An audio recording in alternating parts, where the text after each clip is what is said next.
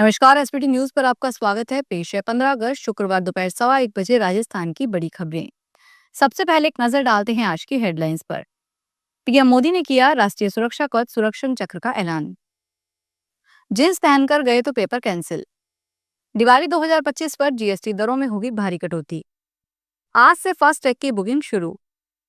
सीकर में अगस्त में हैरान कर देने वाला नजारा, अल सुबह छाया कोहरा। और अब खबरें विस्तार से सुनिए।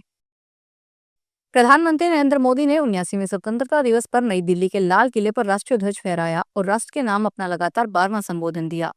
पीएम मोदी ने 103 मिनट लंबा संबोधन देश के नाम दिया। बता दें, पीएम मोदी लाल किले की प्राचीर से सबसे अधिक बार तिरंगा फहराने वाले तीसरे प्रधानमंत्री हैं। पीएम मोदी ने कहा, देश सुदर्शन चक्र मिशन लॉन्च करने जा रहा है। ये सुदर्शन चक्र पावरफुल वेपन सिस्टम होगा। ये दुश्मन के हमले को ध्वस्त तो करेगा ही, लेकिन साथ ही कई गुना ज्यादा दुश्मन पर हिट बैक भी करेगा। हम सुदर्शन चक्र मिशन को अगले 10 साल में प्रखरता से आगे बढ़ाएंगे। इसके तहत 2035 तक देश के सभी महत्वपूर्ण स्थलों को इस राष्ट्रीय सुरक्षा कवच से कवर किया जाएगा। इस सुरक्षा का कवच लगातार विस्तार होता जाएगा। राजस्थान कर्मचारी चयन बोर्ड की ओर से भर्ती परीक्षाओं में लगातार नए नवाचार और नियमों में बदलाव किया जा रहा है। हाल ही में बोर्ड ने 17 अगस्त को आयोजित होने वाली पटवारी भर्ती परीक्षा के चलते अभ्यर्थियों के ड्रेस कोड को लेकर गाइडलाइन जारी की है, ताकि छात्र बिना वक्त गंवाए एक सही माइंडसेट से परीक्षा देने पहुंचे। गाइडलाइन के अनुसार परीक्षा के दौरान अभ्यर्थियों को जींस पहनकर आने पर रोक लगाई गई है। पीएम नरेंद्र मोदी ने कहा कि दीपावली पर देशवासियों को बड़ा तोहफा दूंगा। इस दौरान पीएम मोदी ने कहा कि दीपावली पर भारी मात्रा में जीएसटी की दरें कम होगी। पीएम मोदी ने कहा कि इससे लोगों को सीधा फायदा होगा। पीएम मोदी ने कहा है कि हमें नेक्स्ट जनरेशन रिफॉर्म के लिए टास्क फोर्स बनाने का फैसला किया गया है।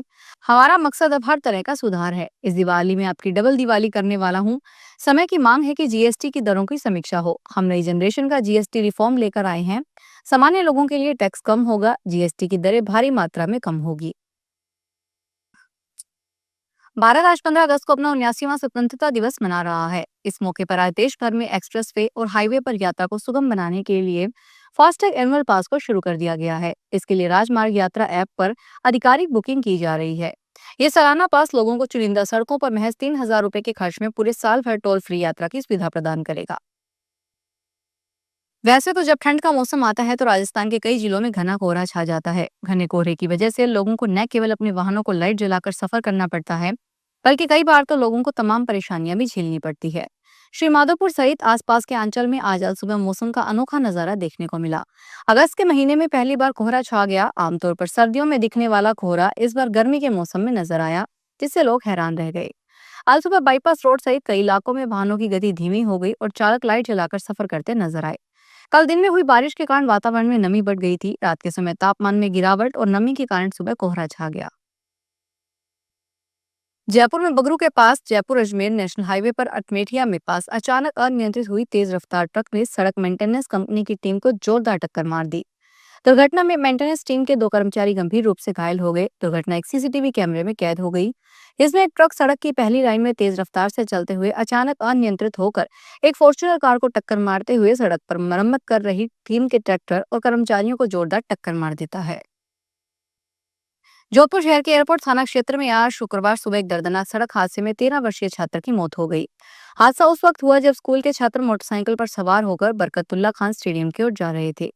वीसी हाउस के पास एक भारी वाहन ने उसकी बाइक को टक्कर मार दी, जिससे लोकेंद्र की मौके पर मौत हो गई और अन्य 2 छात्र गंभीर रूप से घायल हो गए। हादसे के तुरंत बाद पुलिस मौके पर पहुंची और फायर ब्रिगेड की मदद से सड़क को साफ करवाया गया। राजस्थान प्रदेश कांग्रेस कमेटी के अध्यक्ष गोविंद सिंह डोटासरा ने सोशल मीडिया पर एक भावुक और तीखा संदेश साझा किया। इसमें उन्होंने शेखावटी के वीर सपूत झुंझुनू जिले के मेहरादासी गांव निवासी शहीद सुरेंद्र मोगा को मरणोपरांत वायुसेना मेडल से सम्मानित किए जाने पर गर्व व्यक्त किया और केंद्र सरकार पर तीखा प्रहार किया। इस सम्मान के साथ डोटासरा ने केंद्र की मोदी सरकार पर नाराजगी भी जताई। उन्होंने कहा कि यह सम्मान भले ही गर्व और सम्मान की अनुभूति कराता है, लेकिन यह भी उतना ही दुर्भाग्यपूर्ण है कि केंद्र सरकार ने उनकी शहादत के बाद 3 माह तक इस बलिदान को उचित मान्यता नहीं दी। जवाहर नवोदय विद्यालय में कक्षा 6 में प्रवेश का सपना देख रहे छात्रों के लिए राहत की खबर है। नवोदय विद्यालय समिति ने जवाहर नवोदय विद्यालय चयन परीक्षा 2025 के लिए पंजीकरण की अंतिम तारीख एक बार फिर बढ़ा दी है। अब छात्र 27 अगस्त तक ऑनलाइन आवेदन कर सकते हैं। इससे पहले भी आवेदन की अंतिम तिथि 29 जुलाई से बढ़ाकर 13 अगस्त कर दी गई थी। प्रवेश परीक्षा 13 दिसंबर को आयोजित की जाएगी। उत्तर प्रदेश की राजधानी लखनऊ से नशे से जुड़ा एक चौंकाने वाला मामला सामने आया है। यहाँ पुलिस ने ऐसे लोगों को गिरफ्तार किया है जो स्ट्रीट फूड बेचने की आड़ में गांजा बेचते थे और स्कूल बैग में भरकर कॉलेज और बस अड्डों तक इसकी सप्लाई करते थे। पुलिस ने इन मामलों में 4 लोगों को गिरफ्तार किया है। दोनों केस अलग अलग इलाकों के हैं, लेकिन नशे की सप्लाई का तरीका बेहद चौंकाने वाला है। स्वतंत्रता दिवस के मौके पर आज सवेरे ही राजधानी जयपुर में बादल छाए हुए हैं। इससे मौसम खुशनुमा हो गया। कल गुरुवार को दिन में गुलाबी नगर में बारिश का दौर चला। इससे मौसम में ठंडक पड़ गई और उमस से राहत मिली। वहीं आज सवेरे भी राजधानी जयपुर में बादल छाए हुए हैं।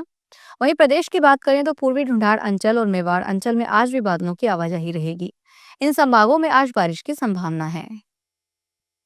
यूपी के अमरोहा जनपद में गंगा इस वक्त उफान पर है और अमरोहा जनपद के गांवों में तबाही का मंजर साफ नजर आ रहा है। मंडी धनोरा, गजरोला और हसनपुर तहसील के करीब 40 गांव बाढ़ की चपेट में हैं। बाढ़ के चलते लोगों को काफी परेशानियों का सामना करना पड़ रहा है। गजरोला के चकनवाला गांव की सड़क पर कई फीट तक पानी भरा है, जिससे 20 गांवों का संपर्क टूट गया है।